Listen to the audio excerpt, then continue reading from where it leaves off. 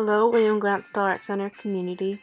This is Danielle Gomez, and today I'm going to be teaching you how to make your own paper. Making your own paper can be done from home if you have some pretty basic tools.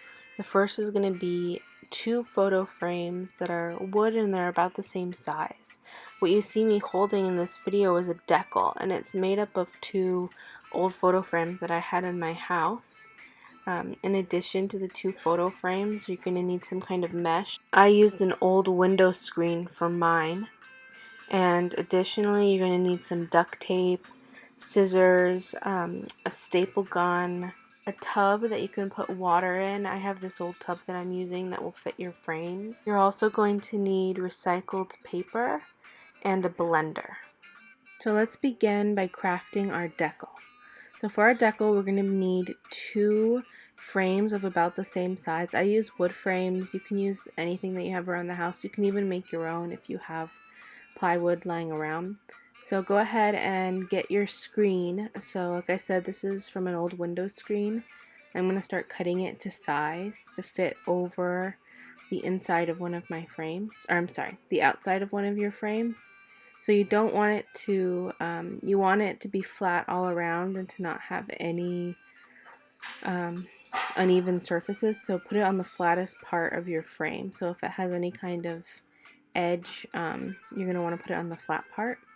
And then go ahead and get your staple gun or even a hammer and nail if that's what you have, and begin stapling evenly, so that your mesh, you don't need to make it too tight, but it should be pretty firm. So go ahead and staple each side at least once.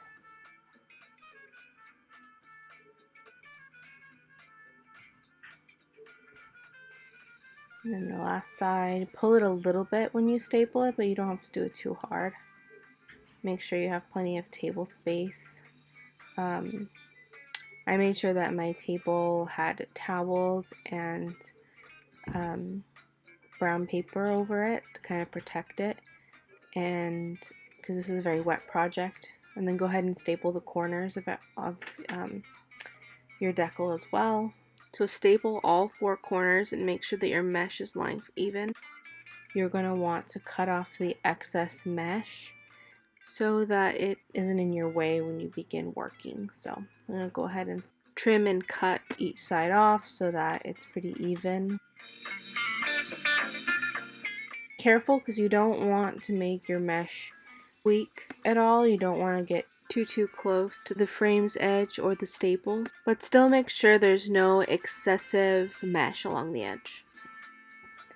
Doesn't need to be perfect, because then we're going to be using our duct tape to tape the edges down to kind of give it an extra support and to help, because there's going to be a lot of water when we begin using this decal properly. So go ahead and tape down each edge and fold it over. And once all of your sides are taped and your mesh is taped down, this will also help if you have mesh that's kind of broken and that might hurt your fingers a little bit. So now you have your decal. You don't need to do anything to your other frame, and it's ready. So get your other materials ready, your blender, your tub of water. Make sure that everything is ready. Get your paper as well. I have a pitcher of water because I was pouring it in from the sink. I used paper pieces from my shredder. So this is all shredded pieces of paper.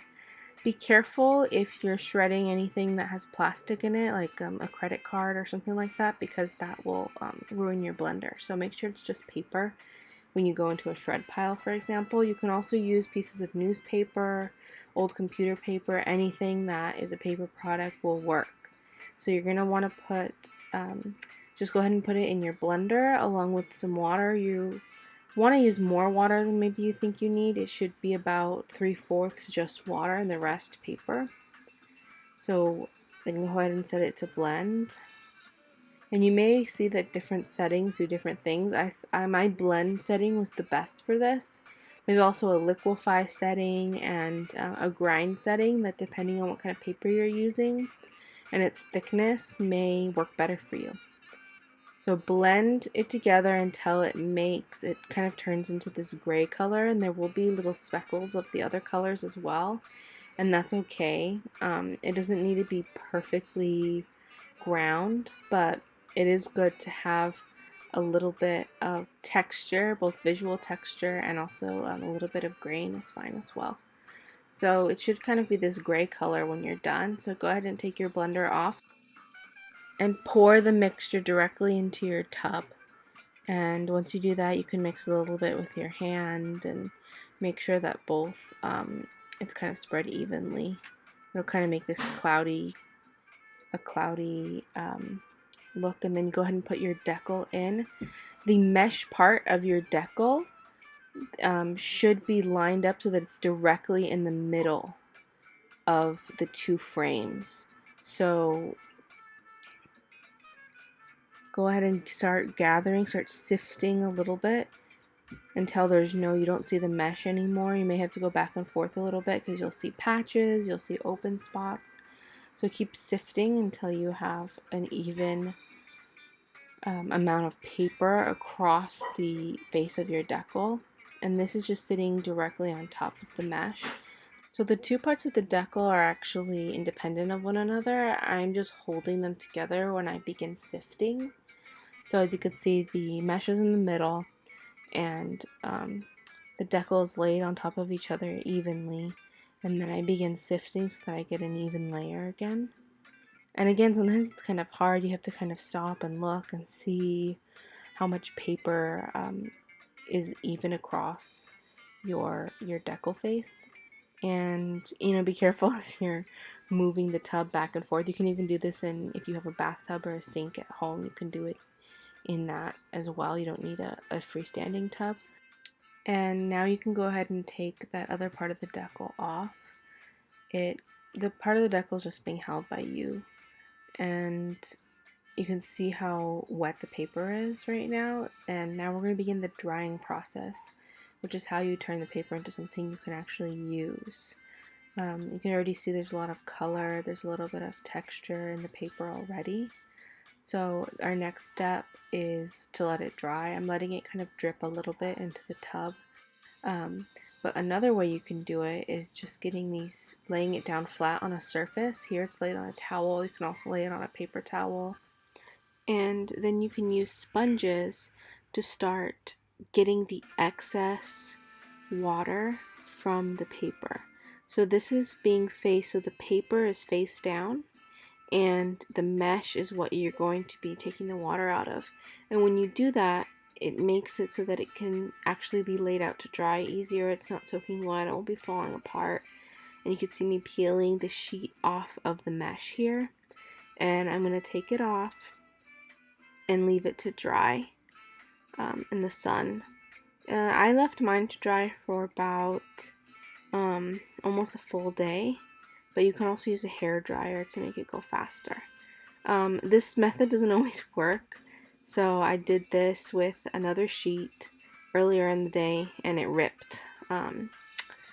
So sometimes you just have to play around with it. Again, like I mentioned with the dye, one of the great things about making your own paper is that there are variations, and it doesn't always turn out the way that you want it to do, and it's not an industrial process. You're making it by hand.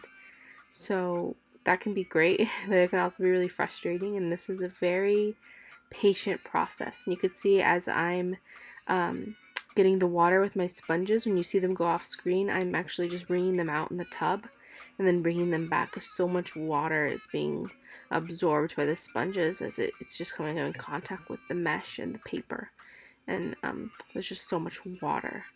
So again, this is another time that it kind of worked. You could see that the edges are kind of coming off a little bit, but I just lifted it off and I let it dry. I didn't peel it, I lifted it here. And yeah, I can leave it to dry.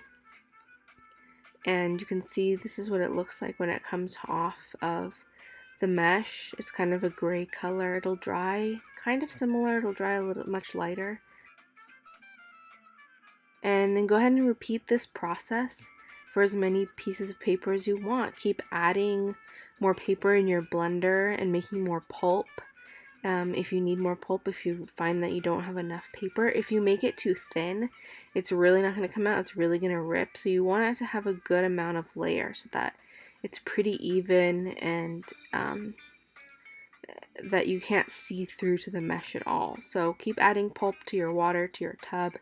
Keep sponging it dry and leaving it out and taking it off, and this is how you'll make each individual sheet. The one that I'm using is 11 by 14, but you can even do this. It'll be easier if you do it with even smaller frames. And then I left them out to dry, and you can see that we have a piece of paper, and you can fold it. It's pretty absorbent. It is almost kind of the texture of like a cardstock, so it's not too thin. So this came out really well. It looks really beautiful, and you can see that the edges aren't perfect, but this is why you make your own paper. It has that variation. So I can't wait to draw or make something on it. Thank you for watching this video, and please check out William Grant Still Art Center social media pages for more instruction in art and music. Thank you.